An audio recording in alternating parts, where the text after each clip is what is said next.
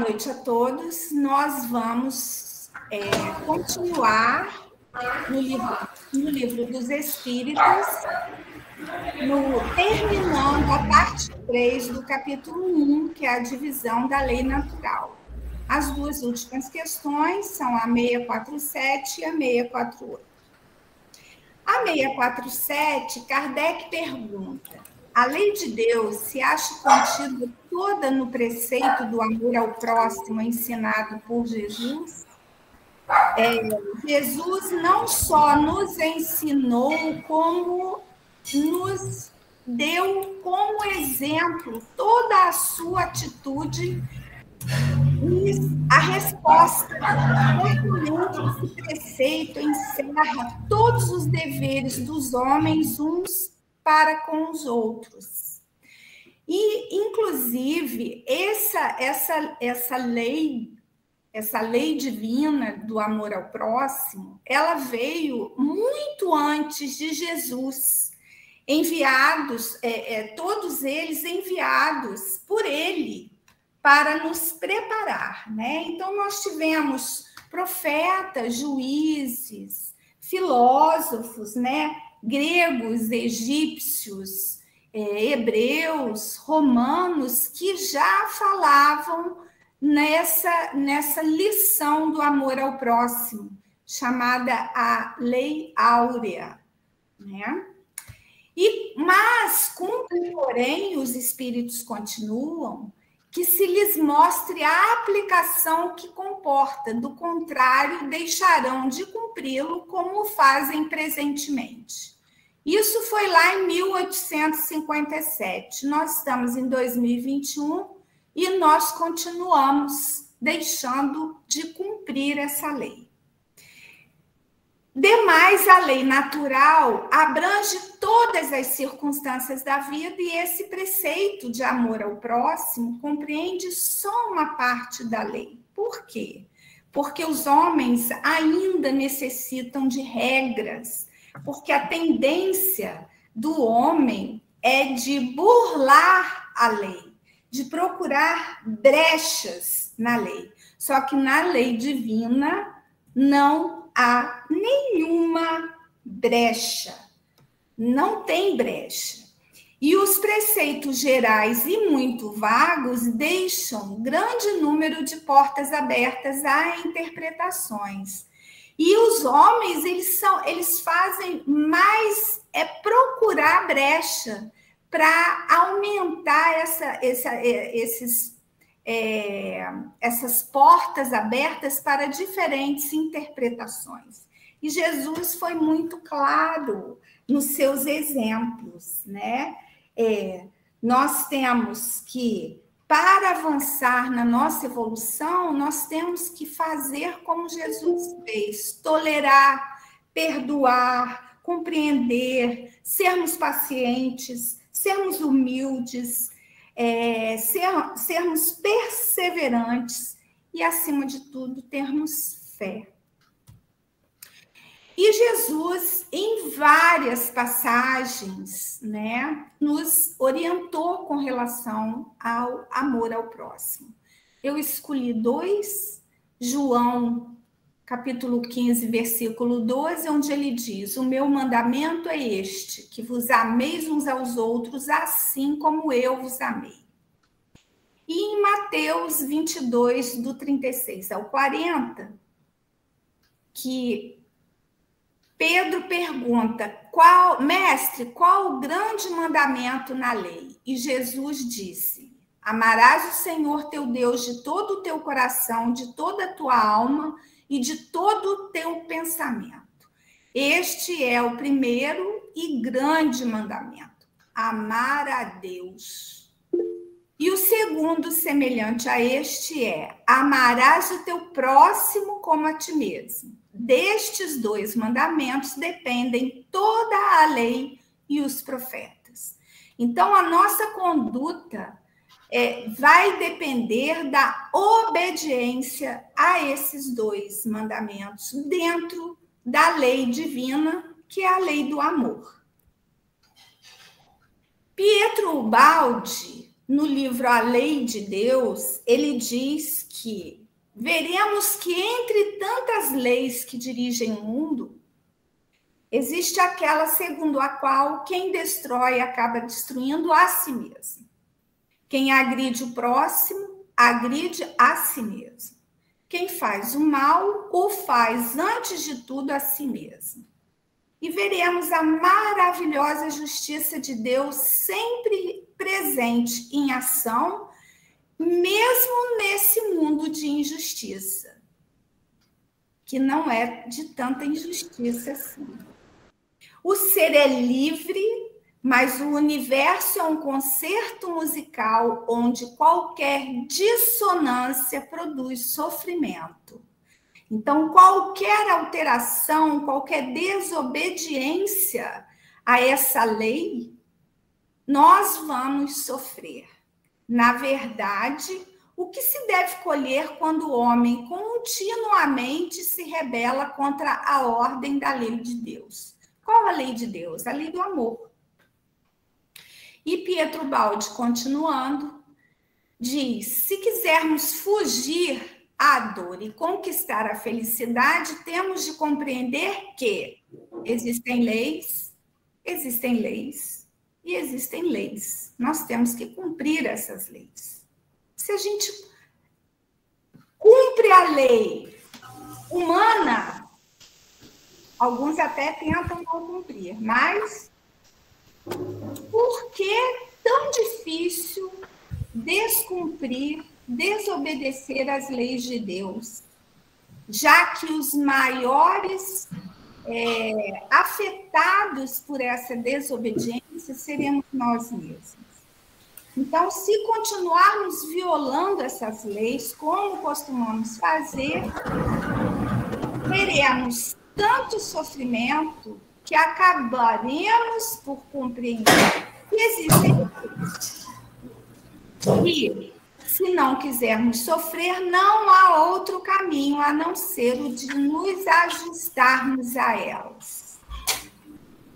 E ele continua dizendo que Deus põe limites à liberdade do homem, né? De maneira que a gente não tem o poder de atrapalhar a lei divina, a não ser atrapalhar a nós mesmos, porque essa lei rege tudo. O mundo pode ser conduzido ao desmoronamento e ao fracasso, mas o prejuízo é somente para quem a isso conduzir. A lei de Deus permanece imutável. Então, as leis principais, amar a Deus sobre todas as coisas e amar ao próximo como a ti mesmo. E Jesus ainda complementa: até os seus inimigos. Na questão 648, Kardec pergunta: que pensais da divisão da lei natural em 10 partes? Adoração, trabalho, reprodução, conservação, destruição, sociedade, progresso, igualdade, liberdade e, finalmente, a de justiça, amor e caridade. Essa divisão, os espíritos nos orientam, da lei de Deus, em 10 partes, é a de Moisés, de forma a abranger todas as circunstâncias da vida naquilo que é mais básico, né? É uma forma didática que se encontrou para facilitar a compreensão dessas leis, né?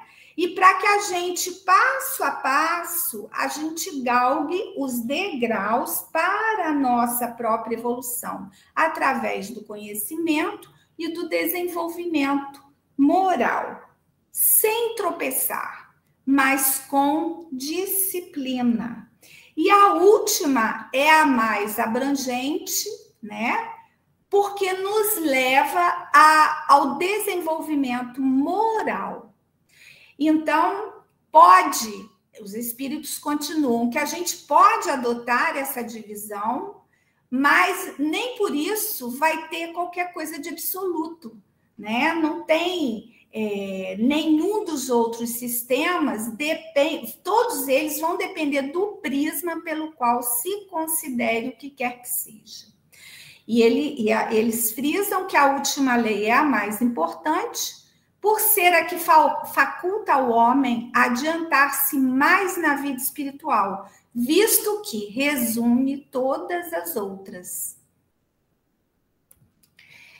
No livro O Consolador, na questão 271, Moisés transmitiu ao mundo a lei definitiva e Emmanuel foi muito claro. O profeta de Israel deu à terra as bases da lei divina e imutável, mas não toda a lei integral e definitiva. Moisés trouxe a missão da justiça, o evangelho do Cristo, a revelação insuperável do amor, e o espiritismo, em sua feição de cristianismo redivivo, traz, por sua vez, a sublime tarefa da verdade. É que, com o amor à lei, manifestou-se na terra no seu esplendor máximo. Jesus veio e nos mostrou o que é o amor incondicional. E a justiça e a verdade nada mais são do que os instrumentos divinos da exteriorização desse amor, com aquele Cordeiro de Deus, alma da redenção de toda a humanidade. E que nós ainda custamos a seguir. Nós seguimos muito nas palavras, nós sabemos, muitos, né, sabem de cor e salteado todos os versículos, mas na hora dos atos e dos exemplos, nós ainda temos dificuldade. E Emmanuel, no livro Tocando o Barco, através do Chico, no item 6, ele diz: isso é da lei de Deus. O que é da lei de Deus? Tolera, construindo todo o bem que puderes. Não exija dos outros dons que ainda te faltam. Erros nos companheiros poderiam ser nossos. Aceita as provações por exame de fé. Trarás contigo a paz que fizeres nos outros. Temos sempre o que damos. Isso é a lei de Deus. Tolerância, paciência, perseverança, humildade, resignação e fé. Bom, nós terminamos o capítulo 1 com as questões anteriores e vamos entrar agora no capítulo 2 da lei de adoração. Objetivos da adoração, as questões de 649 a 652. E Kardec pergunta: em que consiste a adoração? Na elevação do pensamento a Deus. Deste, pela adoração, aproxima o homem sua alma. A adoração é um sentimento muito natural do homem. É inato a todos os homens e deriva da autoconsciência dos limites e fraquezas do homem e consiste na elevação do pensamento até Deus. Isso responde também à questão 650.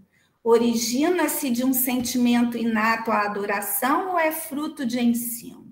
Sentimento inato, como da existência de Deus. A consciência da sua fraqueza leva o homem a curvar-se diante daquele que o pode proteger. Nós trazemos na nossa genética, já que somos filhos de Deus, nós trazemos o conhecimento intuitivo da existência de Deus. Mas com uma questão mais de segurança e proteção que esse Deus pode nos dar. O que significa adorar? Né? No dicionário, a ação de adorar, de prestar culto a um ser superior, a uma divindade, veneração, vem do latim adorationis. Adorar significa expressar honra a Deus por meio da devoção e reverência genuína.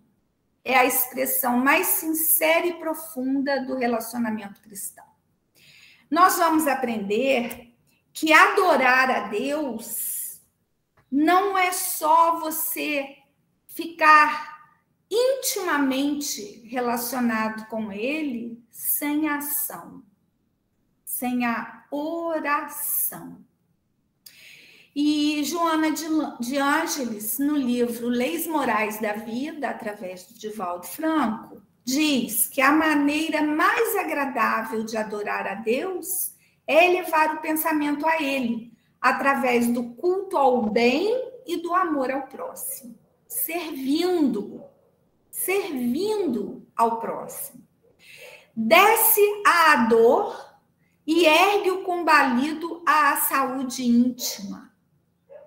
Então, nós temos que colocar as mãos à obra, no amor ao próximo, visitando os doentes, mesmo que nós não possamos curar aquele doente, mas nós podemos levar um sentimento para ele de resignação.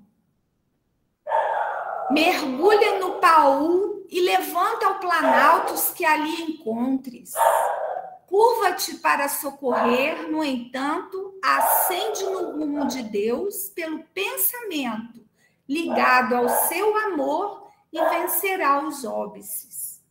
Então, nós temos que adorar a Deus em ação, em amor ao próximo, em trabalho ao próximo, em serviço ao próximo, em amor ao próximo com ações. É essa adoração que Deus quer de nós.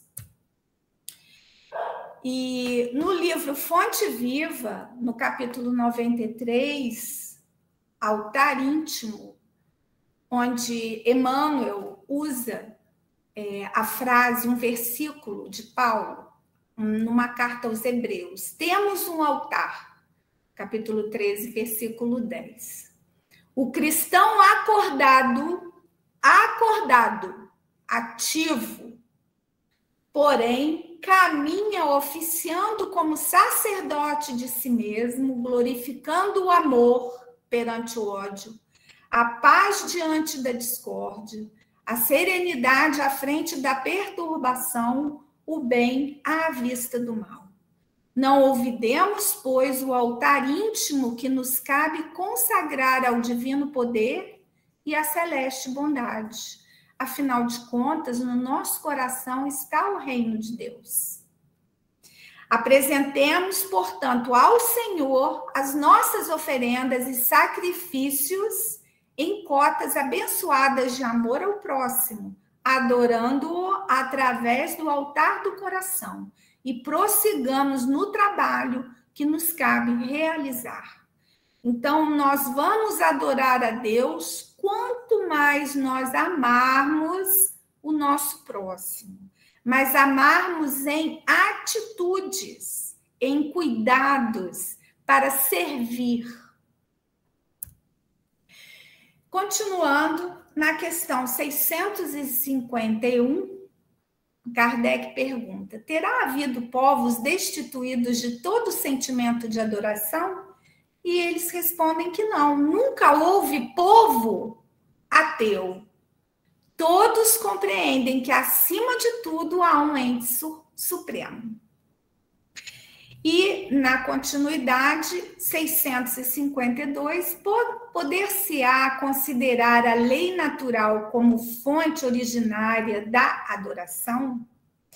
A resposta: a adoração está na lei natural, pois resulta de um sentimento inato no homem. Por essa razão é que existe entre todos os povos, se bem que sob formas diferentes.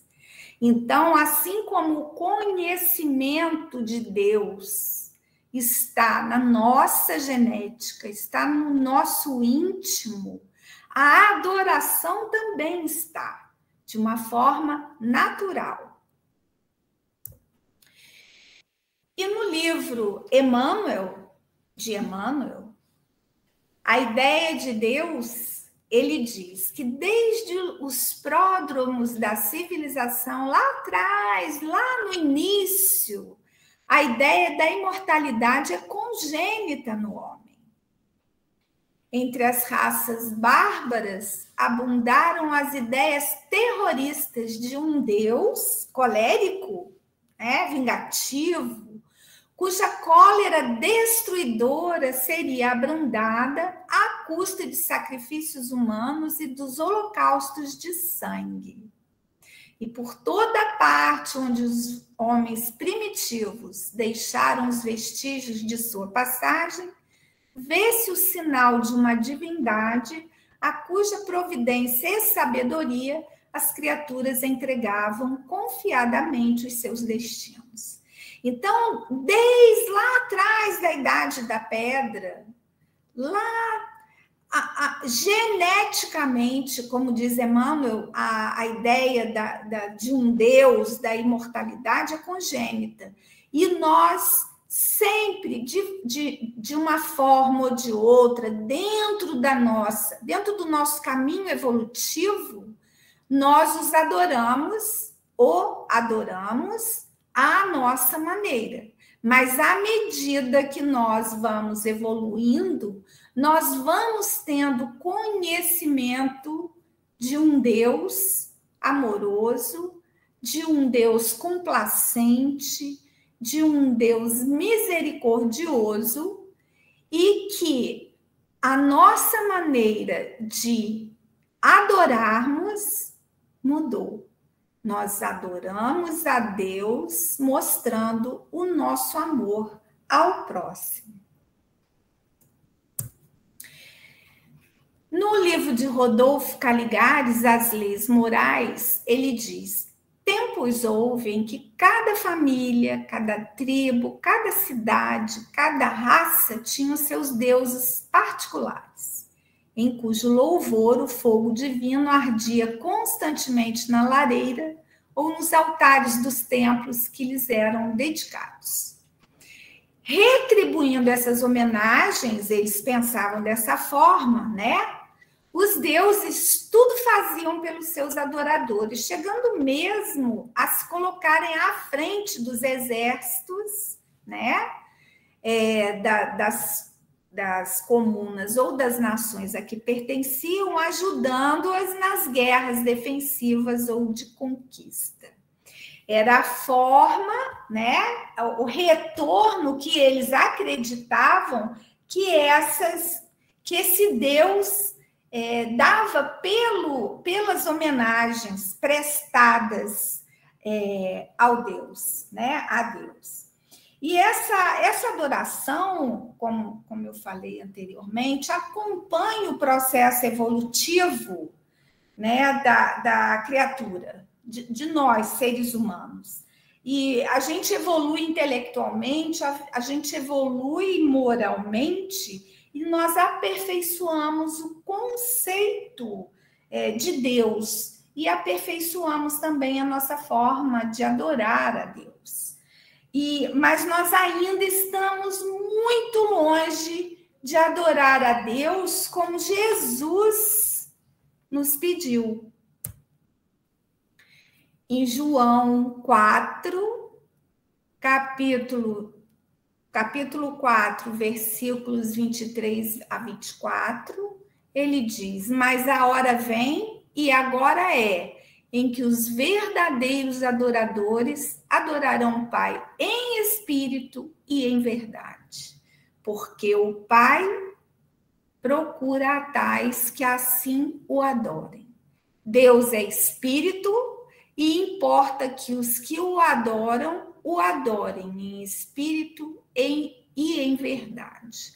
Nós estamos muito distantes ainda dessa adoração em espírito e em verdade, porque nós ainda estamos distraídos na matéria, nós ainda estamos valorizando os prazeres da matéria, nós ainda não nos demos conta do significado de amor ao próximo, nós ainda não temos o conhecimento, vamos colocar, a consciência do que significa o amor ao próximo como a nós mesmos.